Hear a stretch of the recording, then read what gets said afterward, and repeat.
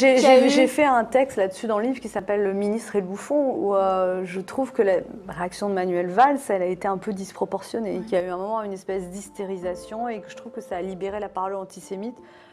Voilà. Après, c'est sûr qu'il fallait réagir, mais je pense qu'il y avait d'autres moyens de le faire que ça. Voilà. Est-ce que vous trouvez à titre personnel je trouve que ça l'a fait, ça a augmenté clairement, si on regarde ce qui s'est passé concrètement, ça a augmenté la fréquentation de ces spectacles. Donc un coup de promo finalement, un coup pour de lui, oui, bah, c'est ce qu'il a dit d'ailleurs, il a dit c'est mon meilleur attaché de presse. Et à titre personnel, qu'est-ce que vous avez pensé, vous, de Dieudonné? Est-ce qu'il est allé trop loin d'après vous? Moi, c'est très difficile parce que, oui, bien sûr, il est allé trop loin et bien sûr, je cautionne pas ce qu'il dit, mais en même temps, c'est compliqué parce que je l'ai connu, C'est ça, même vous auriez bien aimé. J'ai lu qu'à 10 ans, en 99, vous aurez plus de 10 ans, même vous auriez bien aimé faire un duo avec lui. Donc c'était un humoriste. Ah oui, mais c'est quelqu'un qui est extrêmement talentueux. Même tous les humoristes le disent, c'est un des humoristes français les plus talentueux. Il a produit un nombre de spectacles incroyable quand même.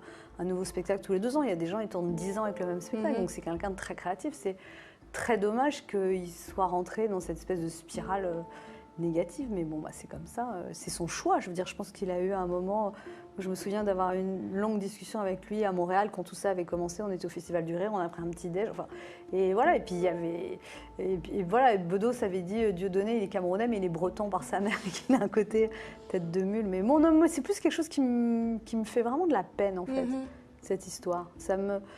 Ça m'a glacée, en fait. Ça m'a glacée par la teneur de ses propos, ça m'a glacée par l'espèce d'opprobre qu'on lui a jeté. Mais encore une fois, je ne cautionne pas du tout. Voilà, je sais pas, tout ça m'a mis extrêmement mal à l'aise.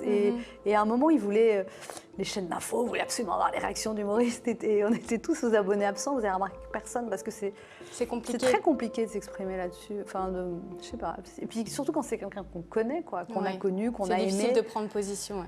Oui, on condamne, mais après, je sais pas, je vais pas, enfin, je sais pas. C'est un peu. Pas de carton rouge. C'était too much en tout cas. Non, mais ça a été trop.